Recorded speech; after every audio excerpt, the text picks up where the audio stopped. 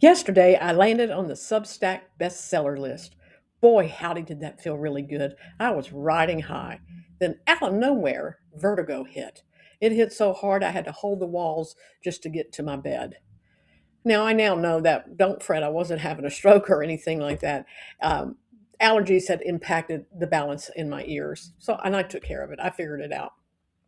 But this morning, I woke up and I was lagging, kind of brain foggy, kind of slow, kind of meandering into the kitchen to get the coffee, meandering into my desk, because I always come to my desk first thing in the morning.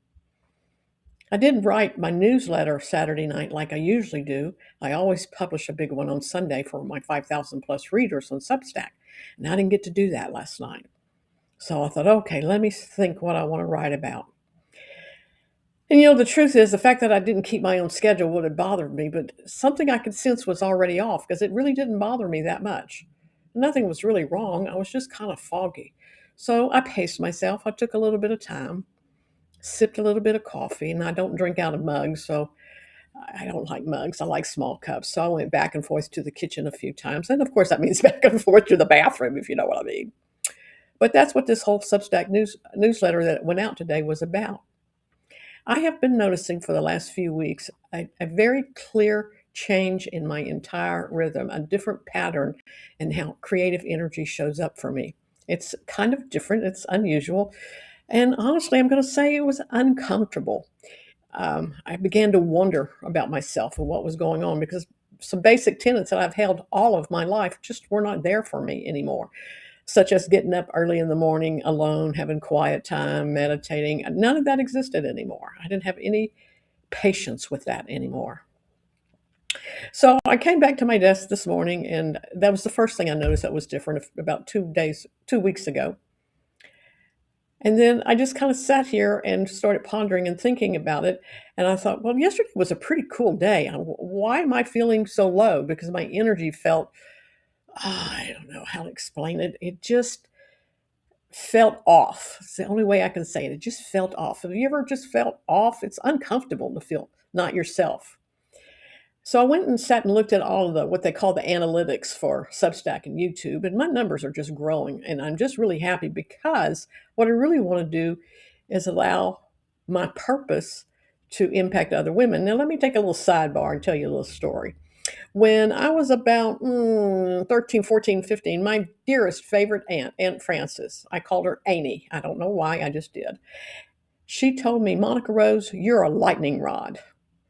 And it wasn't until today I understood what that really meant. It's because I just question everything. I don't accept anything just because that's the way it is. Hence, the whole reason I write and I show up here on YouTube, because I refuse to go into the shadows because I have retired. I refuse to become wallpaper to somebody else's life because I'm 70 and they're 40. I question all of that, but I digress as I'm wont to do. Anyway, today should have been a let's go day, but it just wasn't there. And the vertigo was gone. But what was I going to do with this day? I started writing about what it felt like to have these waves of energy. And what I mean by that is I have 4 or 5 days of really pristine creative energy. Everything's just clocking, humming on all cylinders, as the guys would say about a car engine. But then I always have a moment of collapse. Just like a big wave that's coming in from the ocean, it goes back out and it collapses. It's the same thing with the rhythm of our bodies, or at least it is with mine. And now I've learned to make peace with it. I don't have to freak out about it anymore. A wave comes in, there's a big surge of creative energy. I get a lot done. I'm clear, I'm focused, I'm certain, and I know exactly what I want to say. I move fast, I record videos, I write, I paint, everything is aligned and it feels delicious. Then gradually, and honestly, not politely, the tide goes out and I'm standing on dry beach again, wondering where everything went. Well, that's what happened to me in the last 24 hours. Those two states of energy, those two states of being, it's just a wave pattern. It's just an energetic wave pattern. And it's just different for me now. When I was a full time marketer and owned an ad agency, My creative energy kicked in around 10 a.m. and lasted till about 3 p.m. Now, with this new wave, it kicks in at about 4 p.m. in the afternoon, and I work till about midnight every night.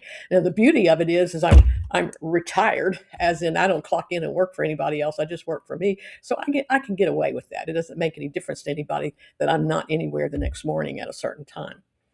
When I'm in that creative wave, when it's at the peak, I trust myself immensely. I have no second guesses about anything. It's all quite easily done. Everything moves efficiently.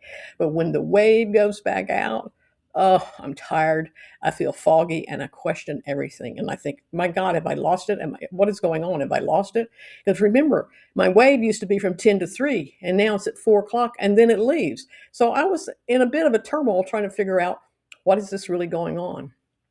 Then I accepted it. And then I thought, well, maybe something's not wrong. Maybe it's just that when the energy is there, I trust myself. When it's gone, I don't. It doesn't matter what the clock says.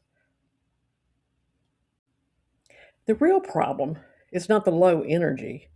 It's what the mind does with it. It's when you're sitting on the beach waiting for the tide to come back in that your mind wants to start sabotaging what's wrong with you. You should be getting up. You should be moving. You should be exercising. You should go buy groceries. You should call your grandkids. Just shoulda, coulda, woulda. My mind just ran rampant with all of that. I bet you know how that feels, don't you? The thoughts feel heavier not because more it's true, it's because there's no internal lift to counter them. I started thinking something was wrong with me, but nothing really is wrong. It's just the tide went out. That's all. And it really isn't about control. Although I wanted to say when I started writing that piece for Substack, I felt like I was losing control. But what I was really losing was the access to creative energy. Oh, I had energy to mop the floors, and I did. I swept and mopped my floors and picked up my kitchen and folded that basket of laundry that's been sitting there for a week. But that wasn't fun for me. That was just dutiful stuff you have to get done. So I've made myself a promise. When the tide is low is when household chores get done. When the big waves are coming in is when my creativity kicks in and I get all my projects get attention from me. And when access is gone and gets quiet, I don't become a different person. I just become a more quiet person.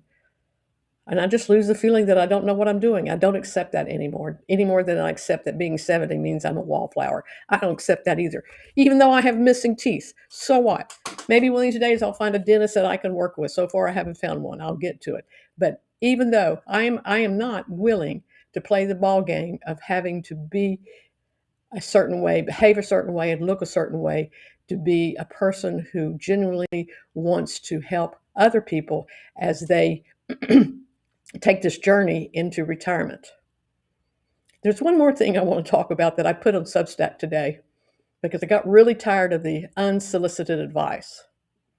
There's only two things in my life I have to do. I have to pay taxes and I have to die.